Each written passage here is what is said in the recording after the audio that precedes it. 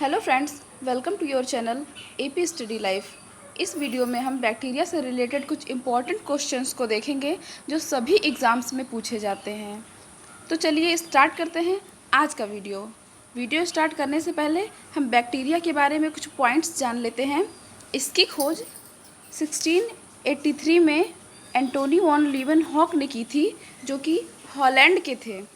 इन्हें father of bacteriology भी कहा जाता है। बैक्टीरिया का अध्ययन हम बैक्टीरियोलॉजी के अंतर्गत ही करते हैं और जो बैक्टीरिया का अध्ययन करते हैं उनको बैक्टीरियोलॉजिस्ट कहा जाता है। और आपको बता दूं कि पृथ्वी पे सबसे सिंपलेस्ट ऑर्गेनिज्म बैक्टीरिया ही है। ये सभी स्थानों पे पाए जाते हैं। ये यूनिसेलुलर ऑर्गेनिज्म है जो अकेले या समूह दोनों में पाए जाते हैं। अगर हम माइक्रोस्कोप से देखते हैं तो कभी ऐसा भी होता है कि ऐसे सिंपल एक बैक्टीरिया होता है किसी भी चीज़ में, ऑर्गेनिज्म में, और कभी कभी ये होता है कि हम देखते हैं तो वो ग्रुप में रहता है। तो निष्कर्ष ये निकलता है कि ये अकेले भी पाए जाते हैं और समूह में भी पाए जाते हैं। इनका आकार 2 से 10 माइक्रोन तक होता है। इनकी कोशिका भित्ति काइटिन की बनी होती है। इनमें क्लोरोफिल नहीं होता है, इसलिए ये पैरासाइट या सेप्रोफाइट होते हैं। सेप्रोफाइट मीन्स कि अगर कोई ऑर्गेनिज्म अपना food dead and decaying matter से ड्राइव करता है, ऑब्टेन करता है, तो उसको हम कहते हैं सेप्रोफाइट। और पैरासाइट होता है कि परजीवी कि दूसरे ऑर्गेनिज्म से अपना फूड ड्राइव कर रहा है। तो ये हो गया पैरासाइट, और ये सेप्रोफाइट कि डेड एंड डिकेइंग मैटर से जब फूड ऑब्टेन करता है। तो बैक्टीरिया ये दोनों तरीके से करता है। जिन ऑर्गेनिज्म में क्लोरोफिल पाया जाता है वो फोटोसिंथेसिस करके अपना फूड खुद प्रिपेयर करते हैं, लेकिन बैक्टीरिया में क्लोरोफिल ही नहीं होता है, तो ये फोटोसिंथेसिस नहीं कर पाते हैं और अपना फूड प्रिपेयर नहीं कर पाते हैं। इनमें रिप्रोडक्शन विखंडन द्वारा होता है। मान लिया कि ये एक बैक्टीरिया की बॉडी है, ये फ्रेगमेंट्स में बढ़ जाती है और इसका एक फ्रेगमेंट निकल के एक नए बैक्टीरिया को जन्म दे देता है। इसी को कहते हैं फ्रेगमेंटेशन। इसका एक एग्जाम्पल है स्पाइरोगैरा, जिसमें फ्रेगमेंटेशन के द्वारा ही रिप्रोडक्शन होता है। चलिए बैक्टीरिया से रिलेटेड कुछ क्वेश्चंस देख लेते हैं।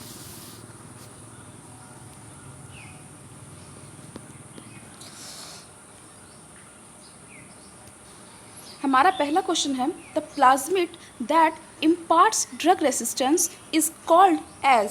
प्लाज्मिड जो ड्रग प्रतिरोध उत्पन्न करता है क्या कहलाता है? F factor, col factor, Ti factor या आर फैक्टर? इसका ऑप्शन डी सही है।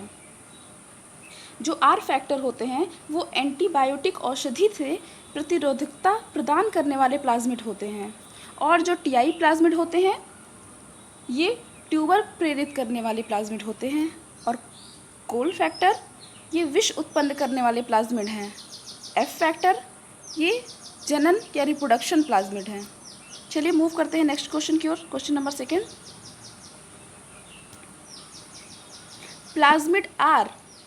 प्लाज्मिड हैं new type of micro organisms, extra chromosomal genetic material of bacteria, genetic element of bacteria या वायरस? इसका ऑप्शन बी सही है। Extra chromosomal genetic material of bacteria means जीवाणुओं में गुणसूत्रों के अतिरिक्त पाए जाने वाला आनुवांशिक पदार्थ जो है वो प्लाज्मिड होता है। चलिए मूव करते हैं क्वेश्चन नंबर 3 की ओर।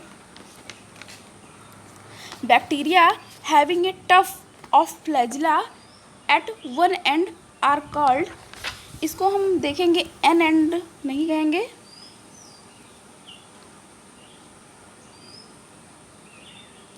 बोथ कहेंगे, both and.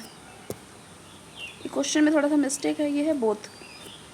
Bacteria having a tuft of flagella at both end are called. इसका ऑप्शन भी सही है, लोफोट्राइकस। जो मोनोट्राइकस होता है इसके एक सिरा पे फ्लैजिला होता है, और जो एम्फीट्राइकस होता है दोनों सिरों पे एक एक फ्लैजिला होता है, और जो पेरिटाइकस होता है इसमें संपूर्ण सतह पर फ्लैजिला पाए जाते हैं। चलिए मूव करते हैं नेक्स्ट क्वेश्चन की ओर। Term antibiotic was coined by, antibiotic शब्द दिया फ्लेमिंग ने, वॉक्समैन, फंक या जेनर? इसका ऑप्शन बी सही है। वॉक्समैन ने एंटीबायोटिक शब्द दिया था। इन्होंने स्ट्रेप्टोमाइसिन नाम का एंटीबायोटिक का निर्माण किया था। चलिए देख लेते हैं कि और जो दिए हुए हैं कि फ्लेमिंग है। फ्लेमिंग ने पेंसिलिन नाम का एंटीबायोटिक बनाया था, खोज किया था। फंक ये है विटामिन की खोजकर्ता। ये जेनर है एडवर्ड जेनर, जिन्होंने चेचक का टीका डिस्कवर किया था। चलिए नेक्स्ट मूव करते हैं। Which of these microorganism play an important role in nitrogen fixation? इनमें से कौन सा सूक्ष्म जीव है जो नाइट्रोजन स्थिरीकरण में मुख्य भूमिका निभाता है? Rhizobium, Lactobacillus, Pseudomonas, none of these? इसका ऑप्शन ए सही है। राइजोबियम बैक्टीरिया लेग्यूमिनेसी कुल के पौधों के जड़ों में सहजीवी के रूप में वास करता है। वहाँ पे नाइट्रोजन स्थिरीकरण की क्रिया में भाग लेता है। यह जीवाणु स्वतंत्र रूप से मृदा में रहता है, परंतु उस अवस्था में स्थिरीकरण नहीं करता है। जब ये लेग्यूमिनेसी फैमिली के पौधे की जड़ों में जाता है तभी वहाँ पे वो अपना सिम्बायोसिस शो करता है। लेग्यूमिनेसी फैमिली में कौन कौन से पौधे आते हैं? उसमें ये जो दलहनी फसलें होती हैं, ये है मटर है, अरहर है, ये सारी जो फसलें होती हैं ये लेग्यूमिनेसी होती हैं। चलिए नेक्स्ट मूव करते हैं। Citrus canker disease is caused by, citrus canker रोग उत्पन्न होता है स्यूडोमोनास के द्वारा, जेंथोमोनास, बैसिलस या none of these?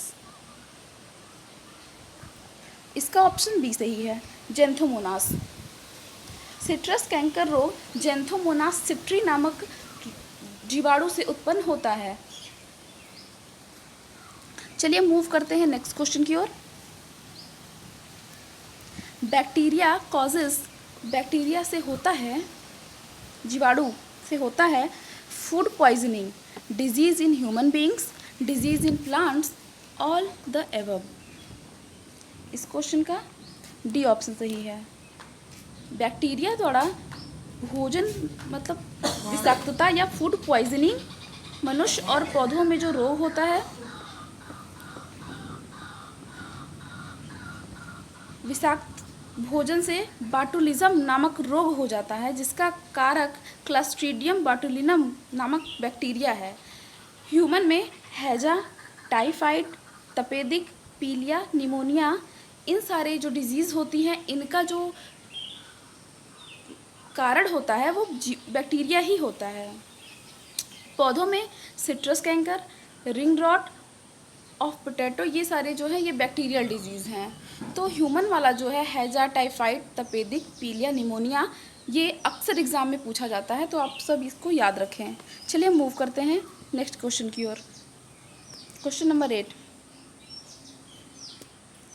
Which of the following is without any specific shape? ये थोड़ा any specific shape? Cyanobacteria, mycoplasma, bacteria या बैक्टीरियोफेज? निम्न में से कौन बिना किसी विशिष्ट आकृति का होता है? इसका ऑप्शन बी सही है। माइकोप्लाज्मा बिना किसी विशिष्ट आकृति का होता है। ये बहुरूपी मतलब पेलियोमॉर्फिक जीव है, जो गोल भी हो सकता है, स्टार शेप्ड भी हो सकता है, और ये और भी कई सारे रूप में, जैसे पिंड रूप हो गया, इस तरीके से वो कई तरीके का स्ट्रक्चर शो करता है। चलिए मूव करते हैं next question. Question number 9। Bacteria are beneficial in preparing antibiotics, in preparing serum and vaccines, in preparing curd, all of above? अगर हम इकोनॉमिक रूप से देखते हैं तो बैक्टीरिया का बहुत ज़्यादा रोल है।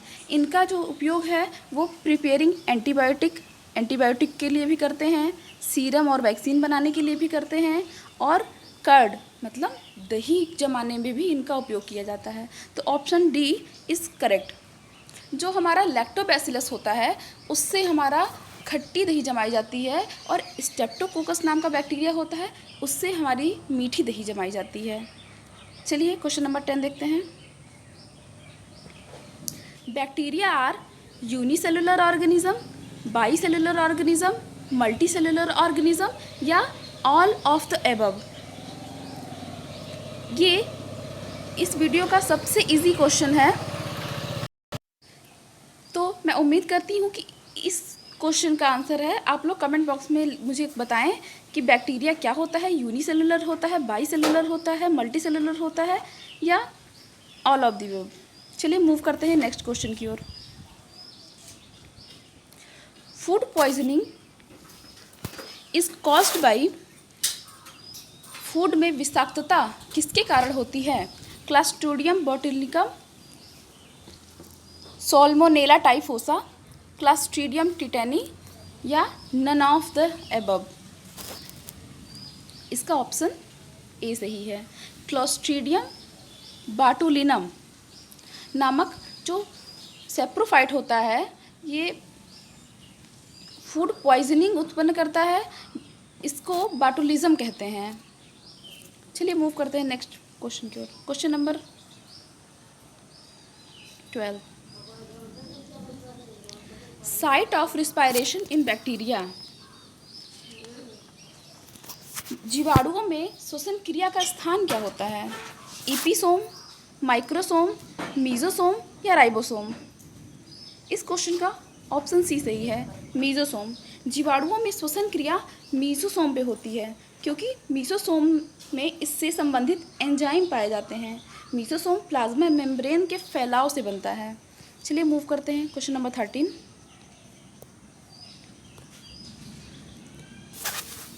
Peptidoglycan is present in, peptidoglycan उपस्थित होता है cell wall of mycoplasma, cell wall of fungi, cell wall of many bacteria, cell wall of some plant.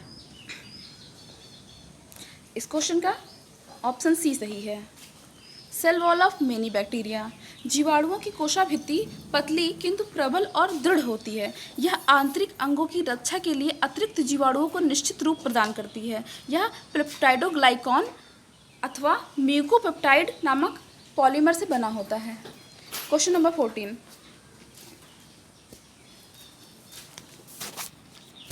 Transformation in diplococcus pneumoniae was discovered by, diplococcus pneumoniae में रूपांतरण की खोज की थी Frederick Griffith ने, फ्रोबिसर और ब्राउन ने, एवरी और मैक्लियोड ने या एम मैकार्टी ने। इस क्वेश्चन का ए ऑप्शन करेक्ट है। फ्रेडरिक ग्रिफिथ ने डिप्लोकोकस न्यूमोनी जीवाणु में रूपांतरण प्रक्रिया की खोज की थी।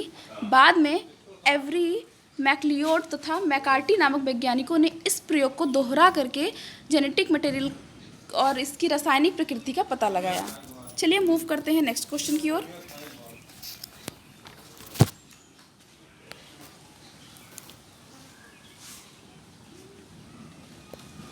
Rod shaped bacteria are called,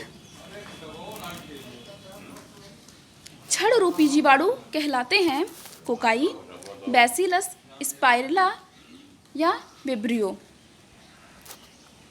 इसका ऑप्शन बी सही है, बैसिलस। हम बैक्टीरिया के शेप को एक बार जान लेते हैं। बैक्टीरिया में किस किस तरीके की आकृति पाई जाती है? वो या तो गोल होगा, गोलाकार जो बैक्टीरिया होते हैं उनको स्फेरिकल कहा जाता है, और जो ऐसे लंबे दंड रूपी होते हैं इनको बैसिलस कहा जाता है या रॉड शेप्ड होते हैं। और एक बैक्टीरिया होता है जो कॉमा शेप्ड होता है, और कुछ बैक्टीरिया स्पाइरल होते हैं, इनको हेलिकल या स्पाइरल कहा जाता है। तो बैक्टीरिया गोलाकार होंगे तो स्फेरिकल या कोकाई, दंड के रूप में होंगे, रॉड शेप्ड होंगे तो बैसिलस या रॉड शेप्ड। उसके बाद ये कॉमा शेप्ड को कॉमा शेप्ड ही कहेंगे, और ये है स्पाइरल, ऐसे ऐसे स्पाइरल होते हैं। आई होप आपको ये वीडियो पसंद आई होगी। Thanks for watching.